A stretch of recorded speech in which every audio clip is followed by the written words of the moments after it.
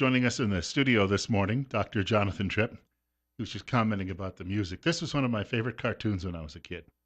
Pink Panther. Love it. I There's like the aardvark too. the old original movies with Peter Sellers and then remade with Steve Martin.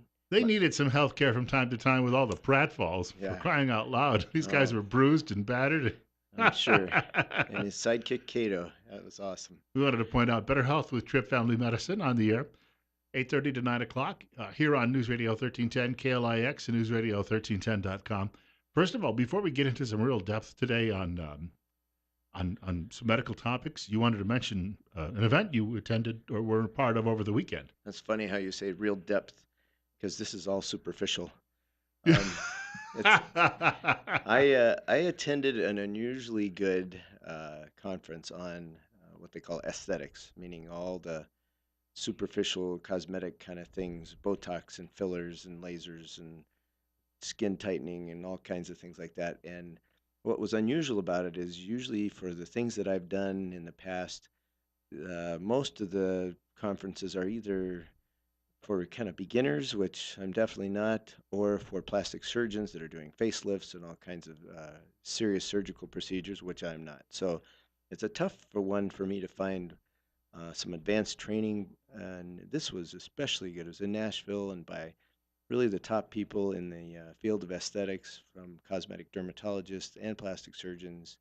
Very rare, kind of combination for me, and it was excellent. It helped reassure that the techniques that I'm using are the ones that they're using, and even beyond what most training is for these areas. So that helped me feel like, okay, we're on top of the game here, but learned a lot of nice little finesse points. And I'm going to throw out a couple because when we talk about Botox, everybody thinks of big lips, and that's actually not even Botox. It's what we talk about different types of fillers. Um, but with those fillers, there's some things we can do around the cheek area, under the eyes, that really just take you back about 5 years in your look, maybe even farther sometimes. But one that I thought was especially good was for those of us that like my father and what I'm working on, and that is where your eyelids kind of sag. They're almost, they get to the point where they hang over your actual eyelashes and block your vision. If it's that far along, you actually need a surgical procedure called a blepharoplasty, which removes a lot of the skin of that eyelid so it doesn't hang down. But if you're kind of in the in between stage, there's a small amount of putting some filler right. If you think of it's called the orbital rim, but the hard bony part of around your eye, the orbit. If you go to the side of your eyebrow, and right behind it usually is the bony prominence that that protects your eye. Putting a little bit of filler just above that is like putting batting material in a quilt, and although you don't notice a prominence in the eyebrow, it lifts that lower eyelid, or the it's actually your upper eyelid, but the skin just below the brow, and opens up the eyes a little bit. Just beautiful finesse. So I have a lot of enthusiasm, and the interesting thing is although we've just formally reintroduced cosmetics, the first 2 days that I'm back from this conference have done quite a few rounds of Botox and some filler, and it just kept my enthusiasm going. So I thought I ought to bring that up because there's some real nice things that can be done relatively inexpensive. I'm not going to say they're cheap, but they're not like a facelift, that really buy you a lot of time and avoid a surgery that probably, is in the distant future for something like those eyelids. So that to me was one of the nice little things that came out of this conference, that it's so simple. It's an area I work with Botox all the time, and a little bit of filler in the right place goes a long way. And the beauty of this conference was it was all about caution. It was all about knowing the anatomy, staying out of trouble, causing people trouble. And what I really liked is those that were doing the teaching have a similar philosophy as I do, and that is, if you can tell that I've done something, or if somebody else really can notice that you've had something done, that's not very good work. When you mentioned lips, that's often collagen, right? Well, collagen's the original filler, and it lasts for about 3 months. And so since then, we've developed the majority of what's used now is hyaluronic acid, which is similar to, it is a protein from your cartilage, but it's like a sponge. It holds water and it holds it for 9 to 12 months. So most of the things that we're doing with lips are definition, some volume. I try to stay away from anything that would catch people's attention, but just really cleaning up, lines, especially around the lips. You'll have these vertical lines, like if you've been a smoker, or just if you purse your lips, you'll see what lines I'm talking about, or the lines that come down from the side of your nose to the edge of your mouth. That's called the nasolabial folds. Those can be softened beautifully without looking like you're plastic. So that's kind of the discussion we wanted. I just wanted to bring that up because there's a lot of excitement and enthusiasm, and we're dealing with top national trainers that have come back with feeling very confident that we're doing the right things here. Good more coming up with Dr. Jonathan Tripp in just a couple of minutes. It's 8:39 coming up on 8:40. We're at 52. Bill Colley with you as well on Top Story and Better Health with Tripp Family Medicine. Our guest in the studio, Dr. Jonathan Tripp, and he's joining us this Wednesday morning. He's also available to take some of your telephone calls if you've got a medical question you want to pose him this morning. Actually, we're talking about some healthy living today, and that might be something that's on your mind. 7360300. Bill Colley with you as well. We're at 8:42, and it's 51. Uh, I had a high school football coach who, late in life, he gave up drinking a lot of beer and started running to the point he's got to be close to 90 now, but Wow. he used to run 10, 15 miles a day after a while, and he became an avid runner, and he'd given up all of those things in life that, most of us would say would be, used to call them sinful. Yeah, yeah. The I think he had to be convinced to do it. His wife was a pastor in the Wesleyan church. That probably made the difference. But he Either that or he had, a mini stroke that really caught his attention. something got his attention. I think Yeah. that's probably true when he was in his late 30s, early 40s. And he filled in one day in our health class at school, and he did a whole unit for us on look good, feel good. Oh, And excellent. I thought after reading your outline for today that really dovetails well into what you're talking about. Yeah, it's funny because we were just talking about cosmetics, and that's something I've always liked, loved. That's why I do a lot of dermatology as well. But what I really, this is more near and dear to my heart, and I titled it Becoming the Better You Now. Almost everybody I know has always had some time where they say, I just don't have time to take care of myself. And, I understand that, with children or jobs or all the above and outside projects. And I mean, I'm not even saying yard work, that's part of the whole deal as well. But what I mean is, in addition to work, in addition to your children, we all have very busy lives. In fact, I often try to think when somebody expects me to show up at something or do something, I think, you have no idea how busy I am. But the reality is that's probably how everybody feels. So, you're busy, I'm busy, we're all busy. But what I really want to do is talk about commitment to simple changes that change your life for the better, health wise and emotionally, moods. What I deal with every day, as a physician are usually results of poor choices in whether it's sleep, nutrition, exercise, other choices that will affect your mood or what you're in medicine. We talk about your outcome. So if you want a better outcome, if you want to live longer, you want to live better, we need to do some basic things. And so I want to hit on those topics. And I'm not talking about Superman changes in your life.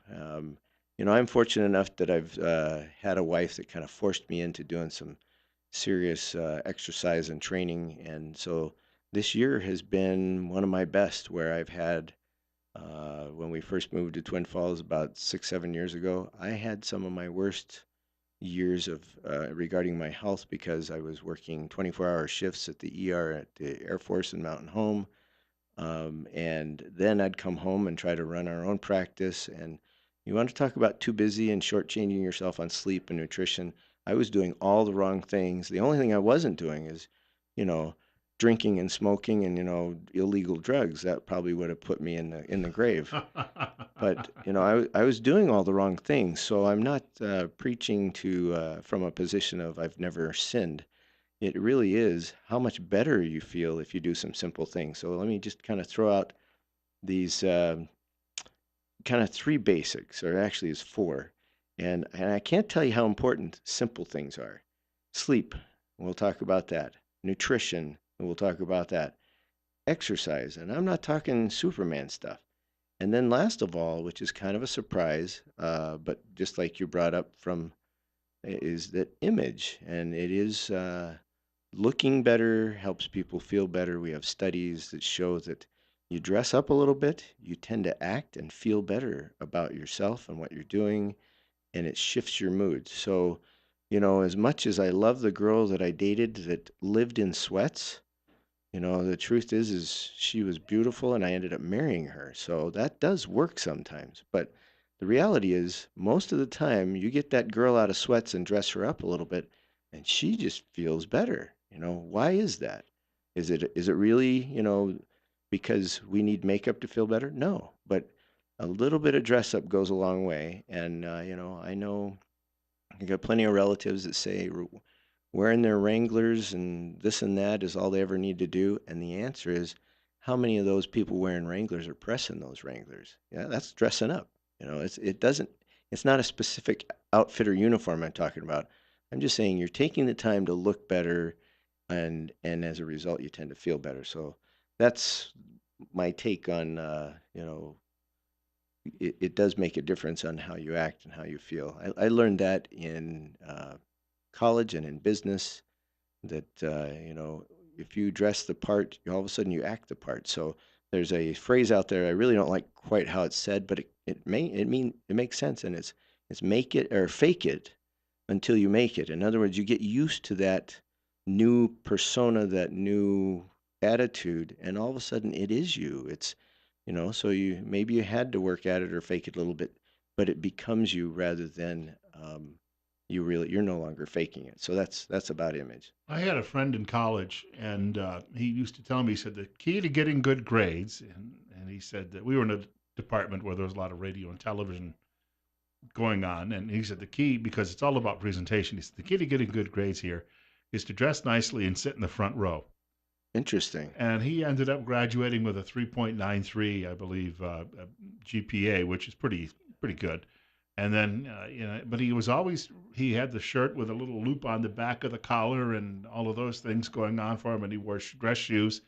Where I would show up, and I was an old rural kid, and I would wear my tan work shoes, my blue jeans, and my flannel shirt.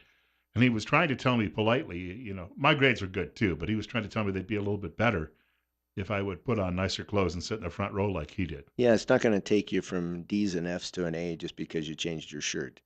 But your motivation might be a little higher, a little more focused, and that has everything to do with the outfit. You mentioned you've also got to get out and not just necessarily exercise, but do things with others. Yeah, the exercise is easy to begin. And I'm talking about do something more than you're currently doing. I'm not talking about, 0 to 60 in 2.9 seconds like some really fast race cars. Because that usually breaks, something in you, and then you don't want to do anything. So I'm saying do something more, but if you include others, whether it's a spouse or a friend or friends, you're more likely to show up. That's a big part of the purpose of having a personal trainer is you're committed to showing up because they're going to be there, and that can be your friend that goes out on walks with you. That's a big motivator to saying on the morning that you really just want to hit the snooze one more time, and it's still too dark outside. When you have somebody else that's going to be involved, the both of you or all of you tend to do it more committed in a more committed manner. And every time you exercise, afterwards you feel better, you feel more motivated. You already have an accomplishment for the day, especially if that's your first thing you're doing in the day. So that I would include somebody else. Let me talk about sleep.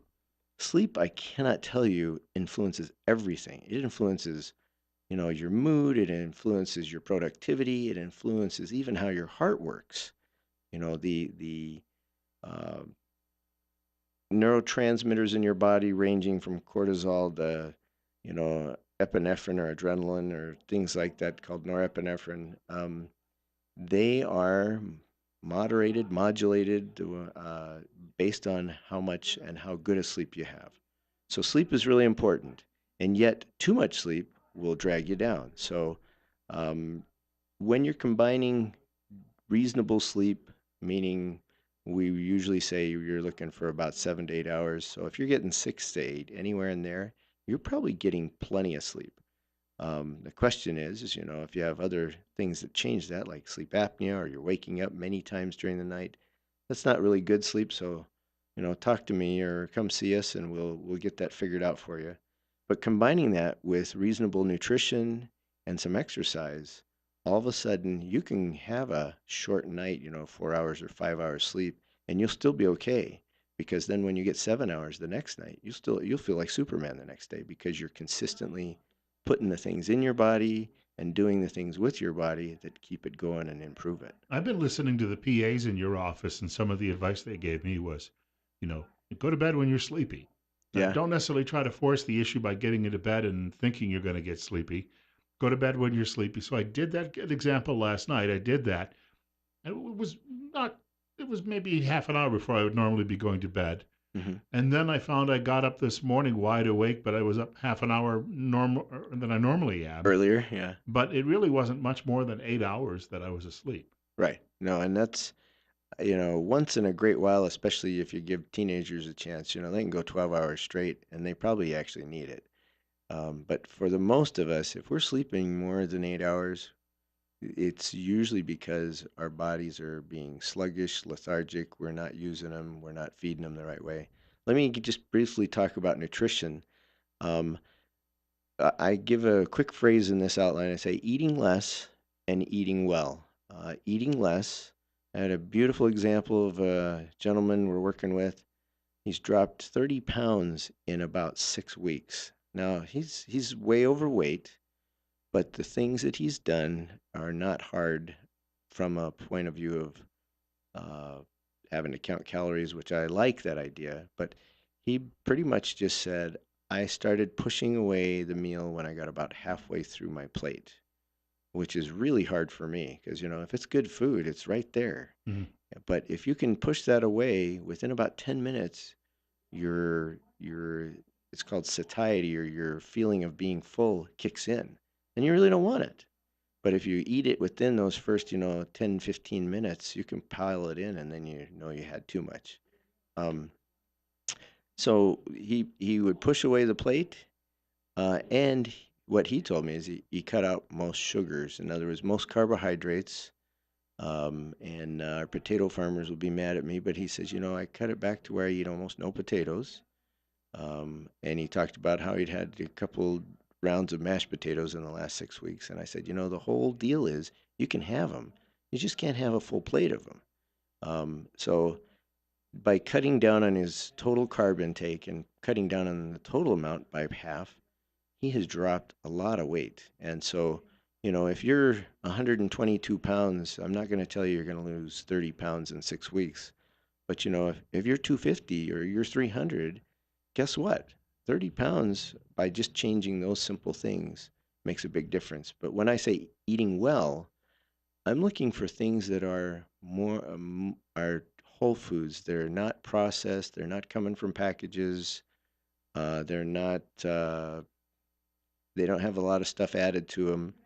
They're things you have to kind of cook on your own or make on your own, and that alone will reduce your calorie intake, your preservatives, your salt, everything, and you'll feel better. You have a note here. If you are exercising, do a little bit more, maybe even a lot. But if you're walking 30 minutes a day, maybe 35, then pick it up a little bit. Yeah, a 10% increase is always a good choice. Whether you're running, walking, lifting weights, if week over week you're increasing by about 10%, that is a beautiful incremental change. Because if you count that out, you take it out about 6 or 8 weeks, all of a sudden you're doing 50% more than you were doing when you started just a few weeks ago. And you usually do that without a threat of additional injury. Now, So, one way I try to do this is the other day I was in Ogden and I wanted to go down to 25th Street and just get some photographs of the beautiful old buildings. But I literally parked, I think it was on Washington or Jefferson, a few blocks away. walked up the street, crossed the street, and then down one end all the way to the train station and then back to the car, knowing that I could have found a parking spot. Closer. But I thought I should do a little bit more walking as long as I was there. I think that's a beautiful strategy. And, just to give you my own experience, while I'm in Nashville, where there's wonderful food and lots of it, I'm downtown at one of their convention centers. And so rather than, I did use good old Uber now. I say old Uber, that's, our replacement for taxis. And so it got me there, but then I was on foot no matter what else I did. And, I had the beauty of having the airline lose my luggage for a day. So I walked a mile over to a nice thrift store to buy my outfit to look like I belonged at the convention. And so, walking that mile there and back, so there's two. And then the next day, because I wanted to go see their main area, it's called Broadway, it's the honky tonk district. Instead of taking a taxi or Uber to get over to that, I walked that direction and ended up probably putting another 2 or 3 miles on my legs. And that was all just playing tourist. It was not fast. It wasn't. I wasn't huffing and puffing, but that adds up as far as calories used and keeping you moving. I got a quick note. We've got to wrap up, but we didn't ask you how they get in touch with you at the office. It's top secret, but we will sneak it out this time. It's our phone number is 208-933-4400. So that's 933-4400. And we are definitely taking new patients. We also are found at the web at trippfamilymedicine.com and on Facebook at Tripp Family Medicine. So I'd love to hear from you. And we got a post about a nurse that we just lost. She's been with us for 5 years almost, and we'll miss her. And so, Norma, if you're listening, have a great day. Want to thank Dr. Tripp, and we've got a short break. News is next. And then the latest update on Raul Labrador throwing in his hat into the race for governor in Idaho.